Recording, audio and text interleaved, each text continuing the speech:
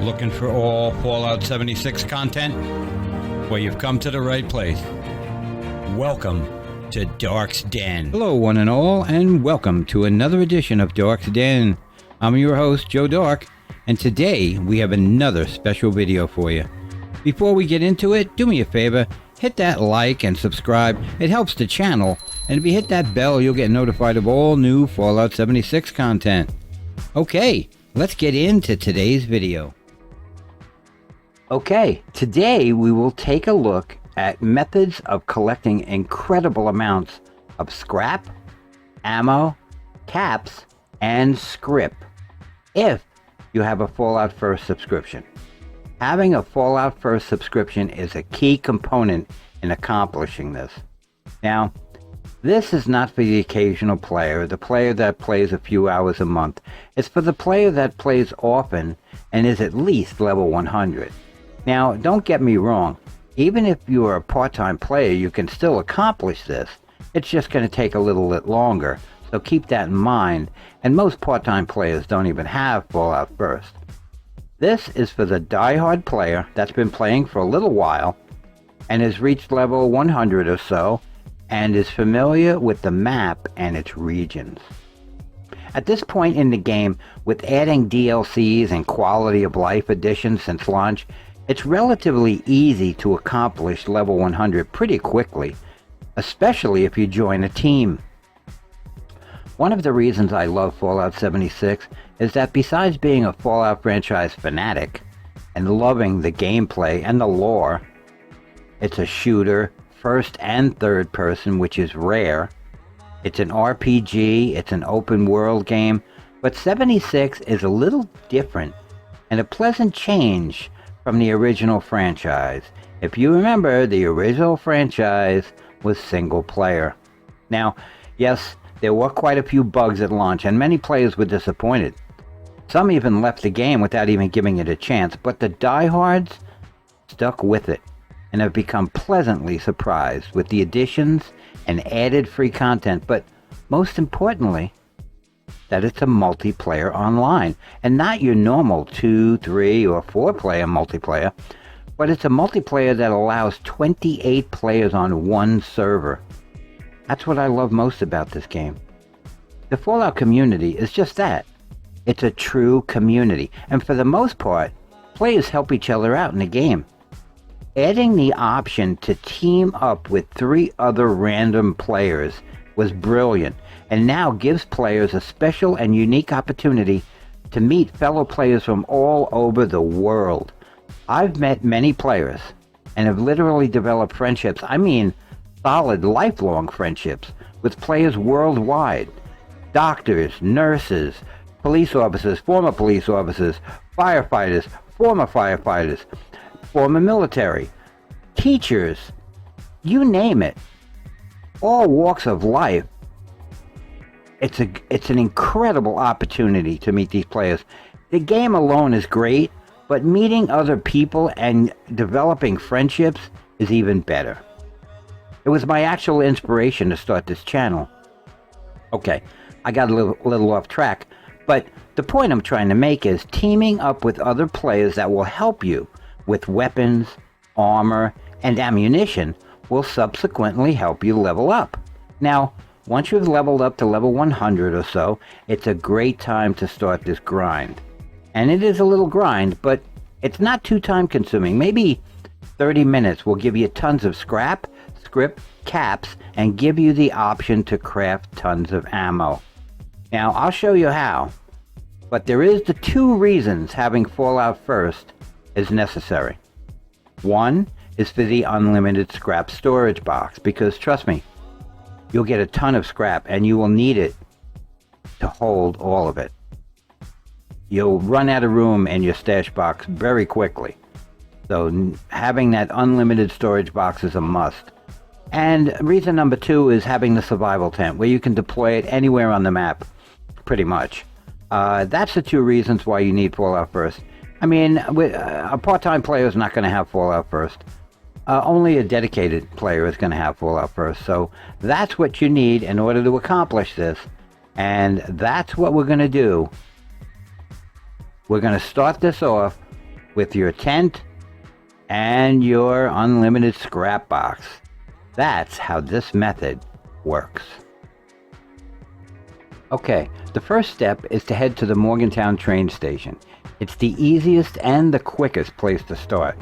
When you spawn in, drop your tent near the train station. This will allow you to not become over-encumbered. Oh, and before I forget, make sure your hard bargain perk card is equipped. It helps a lot. Now, head over to the Morgantown Airport, right across the street. Enter the exterior of the airport and eliminate all scorched. Collect every single thing they drop. The collect all from nearby corpses feature Bethesda just implemented is a welcome addition to the game. It helps a lot to save time. Now, scorched always have a ton of weapons, junk, aid, and ammo, and are relatively easy to kill. Headshots are the best approach in VATS. You could actually use a melee weapon when killing them to save ammo if you have a strong enough melee weapon and a strong enough melee build to kill scorched, super mutants, and mole miners respectively. You'll add all of the ammo you collect even if you don't use it. You will add it to your vendor box for sale at your camp, so collect it all. If you're a lower level and need mods for weapons, scrapping them will give you the mod plans for the weapons, but at level 100 or above, you should already have these mods. So now you could take advantage of that and sell everything you've collected from the Scorched to the vendor at the train station. So go sell all of the weapons, armor, and aid you have collected and purchase as much needed bulk scrap as you can. Head out and dump all of that scrap into your scrap box in your tent. Remember, even if you run out of caps from the vendor, you are buying bulk scrap items from the vendor, which gives them more caps for you. It's amazing how many caps you can get per day and an incredible amount of scrap. Now, head to Grafton train station, drop your tent, then head to the town of Grafton. Loot all of the enemies you killed there. Collect everything. Head back to the Grafton train station and sell the loot and buy as much needed bulk scrap as you can. Now head to Welch's train station down south. Drop your tent, head down to the town of Welch's just down the hill, rinse and repeat. Now hop servers and start the sequence all over again. Doing this at least once per day will allow you to exceed your daily cap limit and accumulate a ton of scrap. There you have it, boatloads of scrap, caps, and the ability to make tons of ammo. Now, let's move on to how you can accumulate even more caps per day. Okay, make sure you have at least one water purifier at your camp as well, but the more you can place, the better, as you can collect purified water and make tons of caps by selling them to the vendors at the train station.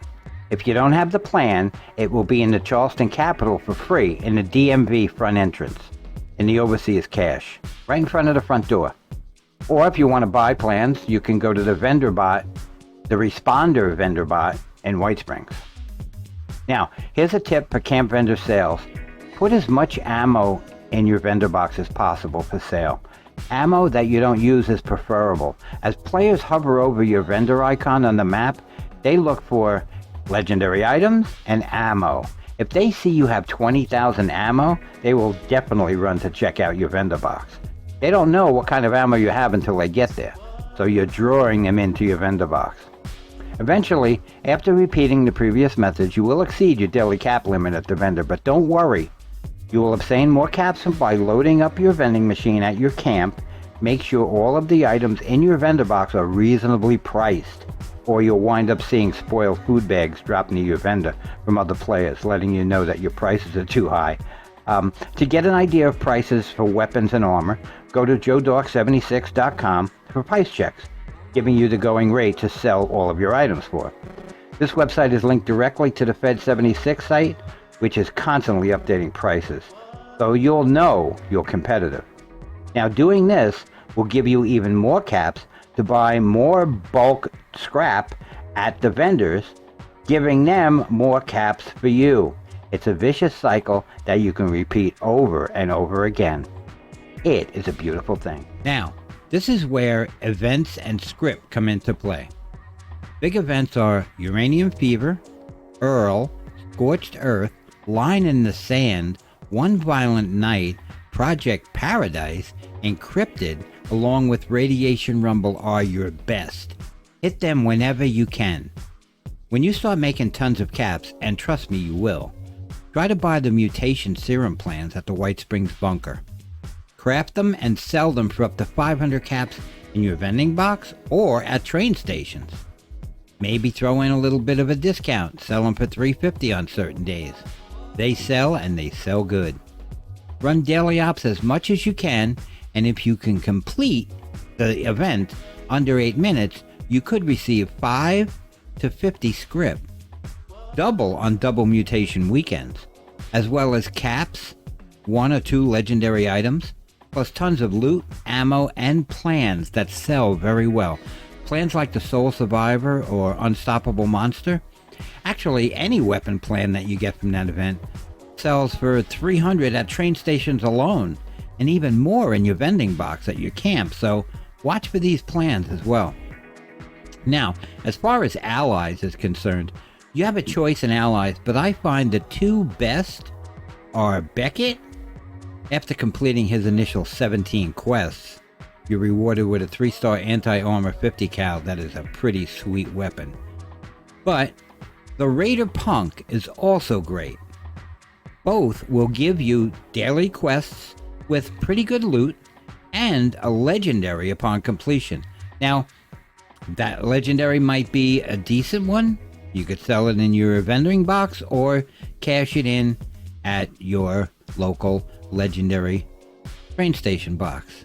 Now, there is a list of daily events that will give you script, caps, weapons, and armor upon completion. This list is as follows. Okay, here's the list of daily events that reward you script. Big Game Hunter, Buried with Honor, Copper Squatter, Dross Toss, Ecological Balance, Heart of the Enemy, Idle Explosives, Lucky Mucker, Pass the Buck, Playtime, Queen of the Hunt, Someone to Talk to, Strange Brew, Target Rich Environment, The Chow Line, Thrill of the Grill, Trick or Treat, Waste Not, Retirement Plan, Importance of Communication, Photo Opportunity, and Vital Equipment. Okay, one more neat trick to easily complete Vital Equipment, speaking of, with Ward at the Foundation. There are some areas on the map that spawn the item he is looking for. You just find them lying there on the ground, and those are the items that Ward are actually looking for before you even start the event. So, just lying on the ground. This is random, so you may have to server hop a few times to get them, but it's well worth it because you can do this over and over again. You'll never lose this item. He will never take it from you. The biggest 4 locations are Huntersville, Willard Corporate Housing, the left side of Camp Ventures entrance near the Broken Wall, and the Cranberry Glade. You will find items like the Multiscope, the Wet Bone Saw, the Medical Scanner, or the Intrusion Module, just lying there on the ground. All you have to do is pick them up, put them right in your stash box. Do not scrap it. Then, when you fast travel to the Foundation, Vital Equipment will automatically pop up. Go to your stash box, take the item, go to Ward, complete the event, and place the item back into your stash box. Bing, bang, boom. Server hop, rinse and repeat. Complete this event multiple times every day in about 15 seconds. It's a beautiful thing. Okay, I hope these little tips help somebody. To the endgame player, it's probably boring stuff you already know, but to the ones these tips do help, glad I could assist. That's all I have for you today. I want to thank everyone for watching. Looking forward to seeing you next time. Everybody have a great day. Take care.